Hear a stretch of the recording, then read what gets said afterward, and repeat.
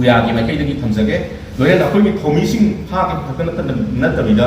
मखा तारक कोइना अखोई एफआईआर पानबा अखोई अनरजिस्टर्ड बॉडी ओइबगी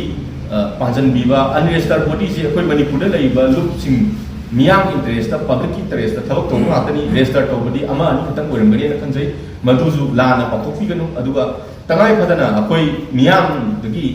सत्बा नत्रगा कयगुम हिरम खुदिमक्ता अखोइना ससरिबसदा मियाम मतें पांगबिरकबदी लई अदुगा अखोइना नम हादना मधु सेन हापतब यादे नत्रगा एक्सटोर्शनगी अखोइना तौबिबा केस अमता लैते हाइना मियामदा थमोइ सेंगा मियामदा सेंदोक्सरी मियामगी मफमदा कयगुम खरदंग पावहमजनबगीदमता मसिगी प्रेस की खमजबनी अखोइना ममांग तक हौना पुया पीपल्स यूनाइटेड एलायंस 2019 दगी हौना मियामी वारब मतम कोविड की लांथेंग मरक्ता थवाई हक्सांग यावना इंडियन रेड क्रॉस सोसाइटी अमदी डायरेक्टोरेट ऑफ हेल्थ सर्विसेस का पुन्ना अना लायंगी लमदा हक्सेल की लमदा थोर कयाम पांथोकिबगी मखा तारकोइना कोइना हौकिबा 2026 की जून थादगी कोई हक्सेल की लम असिदा मियाम द करंबा खुदोंग साबा पीदी अदुगा मियाम हक्सेल की लम असिदा खुदोंग साबा करंबा फंगे हैबदो हथेंगना हॉस्पिटल सिंगदा अमदी लैरिबा PAC CAC डिस्ट्रिक्ट हॉस्पिटल सिंगदा सत्तुना तपाकी लम सिंगसी इम्फाल ईस्ट वेस्ट बिष्णुपुर थौबाल कक्सिंग यंगसन लक्पल लोरक्पा तंजा स्वाइदा कोई FNCC का फुल नगा कोऑर्डिनेशन कमिटी का फुल कांदा सिंगी तोंगान तोंगान में डिस्ट्रिक्ट सिंग उखुल कामजोंग चांदेल तमेलोंग अमदी नोने तमेलोंग अमदी नोने हाई तोंगान तोंगान में डिस्ट्रिक्ट सिंग असिदा पुन्ना समिनर कांदा यंगसन खुंचत सी कोई हॉस्पिटल कुंछाम हॉस्पिटल 30 हॉस्पिटल यंगसन रे हाई तोंगान तोंगान में हॉस्पिटल सिंग असी यंगसन मतमदा कोइना अवाट म्याम सिंग सी इमान मानबा अखोई मेन पावर की लमदा अवाट लेरंबा इंफ्रास्ट्रक्चर की मरमदा नोंग युरंबा अदुगा एक्सरे मशीन इंस्टॉल तौरमदबा PDP दा खुदोंग साबा मियाम सर्विस फंगमदबा मान मानबा थोदोक क्या थोखरे अदु हाइबा मफमसिंग अदुदा अखोइना सतबसिंग अदुदा अखोई अना लायंगी लमदा फंगदबा लसिंग सिरिंज आईबी सेट अदु तोंगान तोंगान हिदाक लाक्तक्सिंग असी फंगमदबा अदुगी अवाट म्यामसिंग अदु मियाम इंटरेस्ट मियाम दा फंगीबा फंगदबा खतुबु पुया अमदी FNCC ना फंगनबियो हाइना मरी लेनबो अथॉरिटी सिंग directorate of health services commissioner मदी DC अदुगा तोंगान तोंगान बा गवर्नमेंट की लोइसंग सिंगदा मरी लेनबो सिंगदा कोइना लावनो लाखरे दु मदुगी मखा सफर जर कोइना हौगिबा मतम खरदा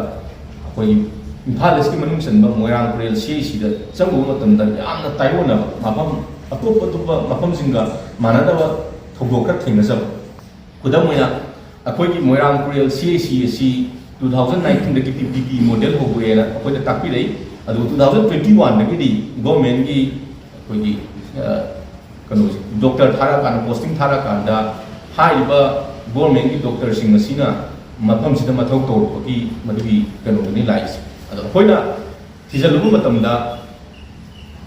तोंगान तोंगान मफम सिंगदा लोकल लेबा MLA सिंग अदुना हॉस्पिटल की अवाट अपासिंग असी मरी लेनबसिंग तक्संगी उरमी उजै थेंगनजै अदुगा लैब लोकल MLA दुना हॉस्पिटल चलाइबसदी मणिपुर अहानबोइना अखोइना मोयरांग कुरेल CAC दा थेंगनजबनी हाइबा मफम असिदा लोकल MLA ना थादोपनी हाइबा लोकल MLA ना हापनी हाइबा रंजित कोब मियोय मना मखोइ 13 थबक मफम असिदा लोकल MLA ना हापी हाइ हाइबा मफम दुदा थबक हापीबसिंग अदु पैसा कराइदगी तोलो पीबनोना हंगो मतमदा अखोई डॉक्टर सिंगदगी फंगबा रिपोर्ट की मतुंगिना डॉक्टर सिंगदगी रंजित कौबा लुपा असिना था खुदिंगी था अमदा लुपा लिसिंग कुंदगी कुंथ्रा फाउबा डॉक्टर अमदगी अदुना हाइबा डॉक्टर गवर्नमेंट की लाइबा डॉक्टर सिंग असिदगी था खुदिंगी पैसा जे लौरकांदा अदुगा नर्स तोप लमदगी लाइबा पोस्टिंग लाइबा नर्सिंग अदुगी पैसा लौरकांदा था खुदिंगी अककनबा पैसा अमा लौरकांदा मोखोइसिंग अदु पोस्टिंग मफमदा लानु नोइकोगी डॉक्टर महुत थमने हायरकांदा डॉक्टर रवि कौबा सलुंगफमदगी डॉक्टर थममी डॉक्टर रबीना मियामना लायंगदा मतेंग पांगबदुबुदी अखोई तंगाई फदना मियामना यारगसु अखोई ऑफिशियली मसक खंगबदी ओइदे अदो तंगाई फदना हाइबा डॉक्टर रबीसिना महुत पुरकांदा अदुगुंबा मयामदगी अखोई लापा टैक्सना फंगिबा तोलोबसिंग अदु डॉक्टर दा फंगिबा तोलोबसिंग की पैसा का कांदा नर्स की पैसा का कांदा हॉस्पिटल सि चलायना बदुनी अखोई थेंगनजरिबुसी aduga anisuba point da akoina OPD ticket maman hena lawi aduga ultrasound maman hena lawi haibado akoi miyam khamna akoina phongdok sakibadu makoina hospital gi paisa konadabadagi maintenance konadabadagi akoi moidagi miyam dagi hena lawi ni haibado madu chatnaba yaroida taba yada wari official oida wari ni hai thumjage hospital gi waliba pot khudimak se hospital gi maintenance konadabo tarju mari le government da taksan mon thokpani adwa MLA singna hospital gi award pa me jingsan birakanda MLA sing yawrakanda hospital du ana laeng bada paisa hena timhalam daba ana laeng bagi lam da award pa substitute happy la bata gadi aduga atopa award pa jingsan birama ta di madang da swaida koi puyana amadi FH thagalam bada bani nu hai no hamasida koi gi hospital sing masi yengzel lu ka na koi na marui bagi hai bagi tanjado khumjage mafam moirang purel hai ba mafam masi ukhul lagi la pa rutta hujik chati ba rutta lambi da kudong ki thokko mutum da ai ba farsa pi ba do mafam masi moirang purel si aduga anak pada lai ba naga amadi maitai khundamine ri ba ni gi yamna marui ba ana layeng sangmani masi bu phagalan ba hai ba se puya ge koina satuna la pu gi pandam marui pandam moina koina puya na hakin na tokjabani akoi kanagumba miyo yama natraga kanagum MLA yama natraga department akoi yikna gina thoksarak nate puya da sumna katangi akoi phangniba fundamental right ana lain bada phangbaduiba Indian constitution na piba right ado right to right ado do pibi mena lo gidam ta miyam no kholaw long mina ja habani akoi na lawjeri ba si moirang purel da leiba miyam sing adu akoi da leiba naga sin naw sing gidam ta akoi kunna kholaw long mina ba sangi akoi na laikhala pathabak thorong sing da cooperation pipi rakanda moirang purel gi atamna lairiba awara passing asi government taksam minera kan afaba hospital mo oibu ni puya gi mai kai dagi amadi FNCC mai kai dagi pamjari ba se loina na makha sa thajar pada akoi puya na thabak thorom sakse lapam mi matam da government achu khulai wai na mamang tak gi sinar ba lakpa pugi miyang gi new ko da kan da law la pa lup sing si sien chai mu ba hai ba extortion gi mo panjal kan da madu ihom nan da na ba taw ji puya da han bo gi de kudam wai na mamang ko ko mi gi akoi gi thomi bok ta put kha gi ko dai ra ba ni social media da taw kan da puya gi pau phom ma tam da tamna pay accounting sanga kan da government taw ri ba se masi tangai pa da to piu hai ba puya gi account da tra ga puya gi pau sing masi da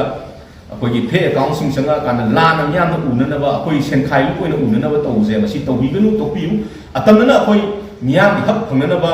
matam kya mamang gi 2019 dagi haksel gi lam masi ga mari le na ba da akoi ga chami na ram ba thawai kya mamang ba yaw khabani covid ta si grabani ai sama su general secretary puya oina covid ki warrior oina thoki ba mayam gi thogok sing maduna kudam changdam oina ga lai khrabani madu akoina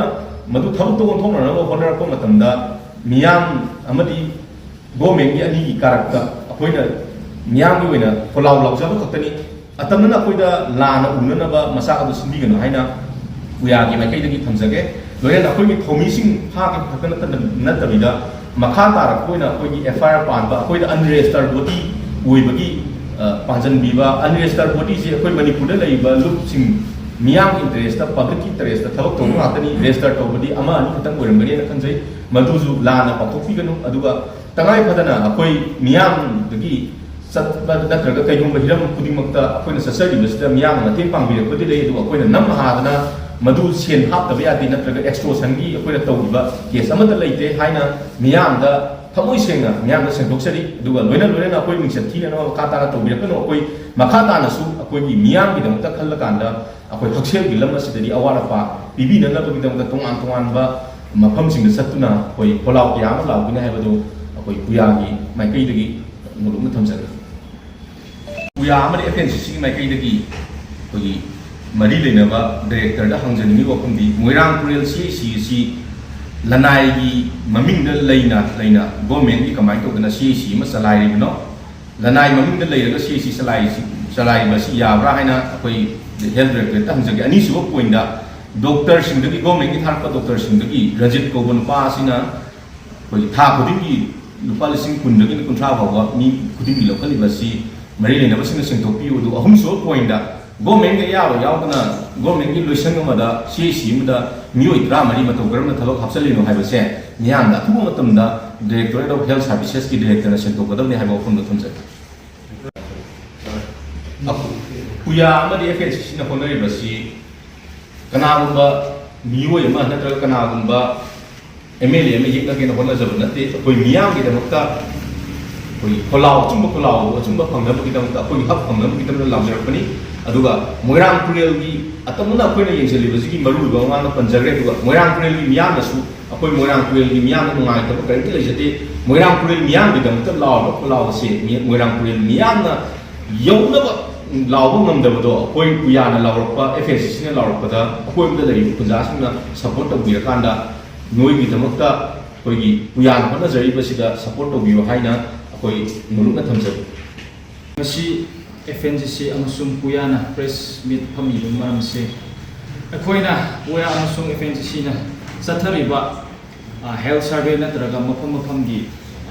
hospital ꯃꯐꯝ ꯀꯌꯥ ꯍꯦꯟꯅ 30ꯃꯨꯛ ꯍꯦꯟꯅ ꯑꯩꯈꯣꯏꯅ ꯆꯠꯊꯔꯕ ꯃꯇꯝꯁꯤꯗ ꯃꯔꯨꯑꯣꯏꯅ ꯆꯤꯡꯗ ꯑꯩꯈꯣꯏꯅ ꯁꯕꯁꯇꯤꯇ꯭ꯌꯨꯁꯟ ꯀꯜꯆꯔꯒꯤ ꯃꯇꯥꯡꯗꯨꯗ ꯑꯩꯈꯣꯏꯅ ꯍꯥꯟꯅ ꯈꯕꯔꯗ ꯄ꯭ꯔꯦꯁꯇ ꯃꯤꯗꯤꯌꯥꯗ ꯀꯌꯥꯁꯨ ꯐꯣꯡꯗꯣꯛꯈ꯭ꯔꯦ ꯐꯣꯡꯗꯣꯛꯎꯕ ꯃꯐꯝꯗꯨꯗ ꯑꯩꯈꯣꯏꯅ ꯑꯦꯅꯤ ꯖꯒꯥꯗ ꯗꯣꯛꯇꯔ ꯑꯣꯏꯒꯦꯔꯥ ꯅꯔꯁ ꯑꯣꯏꯒꯦꯔꯥ ꯑꯦꯅꯤ ꯁ꯭ꯇꯥꯐ ꯑꯃ ꯑꯣꯏꯅ ꯁꯕꯁꯇꯤꯇ꯭ꯌꯨꯁꯟꯁꯤ ꯊꯝꯕ ꯌꯥꯔꯣꯏ ꯍꯥꯏꯅ ꯑꯩꯈꯣꯏꯅ ꯂꯥꯎꯕꯅꯤ ꯂꯥꯎꯔꯕ ꯃꯇꯨꯡꯗꯨꯗ ꯁꯕꯁꯇꯤꯇ꯭ꯌꯨꯁꯟ ꯀꯅꯥ ꯊꯝꯃꯤ ꯀꯗꯥꯏꯗ ꯂꯩ ꯃꯤ ꯀꯌꯥ ꯂꯩ ꯍꯥꯏꯕꯁꯨ ꯑꯩꯈꯣꯏꯅꯁꯨ ꯑꯩꯈꯣꯏꯒꯤ ꯔꯦꯀꯣꯔꯗꯇ ꯂꯩꯔꯕꯅꯤ ꯂꯩꯔꯕꯗꯨꯗ ꯍꯧꯖꯤꯛ ꯄꯥꯕ꯭ꯂꯤꯛ ꯃꯌꯥꯝꯁꯤꯅ ꯑꯃꯨꯛ ꯍꯪꯉꯛꯄꯁꯦ ꯍꯧꯖꯤꯛ ꯍꯥꯏꯔꯤꯕ ꯁꯕꯁꯇꯤꯇ꯭ꯌꯨꯁꯟ ꯊꯝꯕꯤꯕ ꯃꯤꯁꯤꯡꯁꯤꯅ ꯑꯃꯨꯛꯀ ꯇ꯭ꯔꯥꯟꯁꯐꯔ ꯆꯠꯈ꯭ꯔꯒꯦ ꯍꯥꯏꯕꯒꯤ ꯄꯣꯠꯇ ꯂꯥꯛꯄ ꯍꯧꯔꯕꯅꯤ ꯑꯗꯨ ꯆꯠꯈ꯭ꯔꯗꯤ ꯃꯦꯟ ꯄꯥꯋꯔꯗꯤ ꯋꯥꯠꯇꯨꯅ ꯂꯩꯔꯕꯅꯤ ꯋꯥꯠꯂꯒ ꯂꯩꯔꯤꯉꯩꯁꯤꯗ ꯑꯩꯈꯣꯏꯅ ꯁꯕꯁꯇꯤꯇ꯭ꯌꯨꯁꯟ ꯊꯝꯕ ꯌꯥꯔꯣꯏ ꯍꯥꯏꯕ ꯃꯇꯝꯗ ꯇ꯭ꯔꯥꯟꯁꯐꯔ ꯅꯠꯇ꯭ꯔꯒ ꯄꯣꯁꯇꯤꯡ ꯁꯦ ꯍꯣꯠꯅꯕ ꯍꯧꯔꯦꯅ ꯄꯥꯎ ꯇꯥꯔꯛꯑꯦ ꯑꯗꯨ ꯍꯦꯛ ꯆꯠꯈ꯭ꯔꯗꯤ ꯄꯥꯕ꯭ꯂꯤꯛ ꯃꯌꯥꯝꯒꯤ ꯈꯨꯠꯁꯥꯎꯅꯕ ꯑꯃꯨꯛ ꯂꯥꯛꯀꯅꯤ ꯑꯗꯨꯅ ꯇ꯭ꯔꯥꯟꯁꯐꯔ ꯄꯣꯁꯇꯤꯡꯁꯦ ꯆꯠꯇꯅꯕ ꯃꯔꯨꯑꯣꯏꯅ ꯍꯦꯜꯊ ꯁꯔꯚꯤꯁꯀꯤ ꯗꯥꯏꯔꯦꯛꯇꯔ ꯀꯃꯤꯁꯅꯔ ꯑꯃꯁꯨꯡ ꯒꯚꯔꯟꯃꯦꯟꯠꯅ ꯌꯦꯡꯁꯤꯟꯕꯤꯌꯨ ꯍꯦꯛ ꯆꯠꯈꯤꯕ ꯃꯇꯝꯗ ꯄꯥꯕ꯭ꯂꯤꯛꯀꯤ ꯈꯨꯠꯁꯥꯎꯅꯕ ꯂꯥꯛꯀꯅꯤ ꯄ꯭ꯂꯁ ꯑꯁꯤ ꯍꯥꯏꯔꯤꯕ ꯃꯤꯑꯣꯏꯁꯤꯡ ꯑꯩꯈꯣꯏꯒꯤ ꯑꯥꯏꯗꯦꯟꯇꯤꯐꯥꯏ ꯇꯧꯈ꯭ꯔꯕ ꯁꯕꯁꯇꯤꯇ꯭ꯌꯨꯠ ꯑꯩꯈꯣꯏꯅ ꯁꯔꯚꯦ ꯂꯥꯛꯄ ꯃꯇꯝꯗ ꯊꯦꯡꯅꯈꯤꯕ ꯃꯤꯁꯤꯡꯁꯦ ꯇ꯭ꯔꯥꯟꯁꯐꯔ ꯄꯣꯁꯇꯤꯡ ꯍꯦꯛ ꯆꯠꯄ ꯃꯇꯝꯗ ꯒꯣꯔꯃꯦꯟꯠꯗ ꯑꯩꯈꯣꯏ ꯇꯥꯏꯅꯒꯅꯤ ꯅꯠꯇ꯭ꯔꯒ ꯗꯥꯏꯔꯦꯛꯇꯔ ꯑꯃꯁꯨꯡ ꯀꯃꯤꯁꯅꯔꯗ ꯑꯩꯈꯣꯏ ꯃꯣꯏꯁꯦ part of the scheme part of the ꯀꯔꯞꯁꯟꯁꯦ ꯌꯥꯎꯔꯦ ꯍꯥꯏꯕꯁꯦ ꯑꯩꯈꯣꯏꯅ ꯗꯥꯏꯔꯦꯛ ꯆꯥꯔꯖ ꯇꯧꯒꯅꯤ ꯍꯥꯏꯕꯁꯦ ꯊꯝꯖꯒꯦ ꯑꯗꯨꯅ ꯑꯩꯈꯣꯏ ꯃꯅꯤꯄꯨꯔꯒꯤ ꯅꯍꯥꯁꯤꯡ FNCC ꯑꯃꯁꯨꯡ ꯄꯨꯌꯥꯅ ꯆꯠꯊꯔꯤꯕ ꯃꯌꯥꯝꯗ ꯑꯐꯕ ꯍꯦꯜꯊ ꯁꯦꯛꯇꯔꯗ ꯑꯔꯥꯟꯕꯗꯣ ꯆꯨꯝꯊꯣꯛꯄꯤꯌꯨꯅ ꯄꯨꯊꯣꯛꯄ ꯃꯇꯝꯗ ꯑꯩꯈꯣꯏꯕꯨ ꯂꯥꯟꯅ ꯎꯅꯅꯕ ꯈꯔ ꯁꯟꯗꯣꯛꯄ ꯃꯤꯁꯤꯡ ꯈꯔꯁꯨ ꯌꯥꯎꯔꯤ ꯑꯗꯨꯕꯨ ꯃꯤꯁꯨ ꯑꯊꯨꯕꯗ ꯇꯣꯛꯄꯤꯌꯨ ꯑꯗꯨꯒ ꯑꯔꯥꯟꯕꯗꯣ ꯆꯨꯝꯊꯣꯛꯀꯦ ꯍꯥꯏꯅ ꯄꯥꯕ꯭ꯂꯤꯛꯀꯤ ꯃꯃꯥꯡꯗ ꯄꯨꯊꯣꯛꯏꯕ ꯃꯇꯝꯁꯤꯗ ꯒꯣꯔꯃꯦꯟꯠ ꯑꯃꯁꯨꯡ ꯀꯟꯁꯔꯟ ꯑꯣꯊꯣꯔꯤꯇꯤꯅ ꯀooperation ꯑꯃꯁꯨꯡ ꯑꯆꯨꯝꯕ ꯊꯕꯛꯇꯨ ꯇꯧꯕꯤꯌꯨ ꯍꯥꯏꯅ ꯑꯄꯤꯜ ꯇꯧꯖꯒꯦ ꯊꯦꯡꯛ ꯌꯨ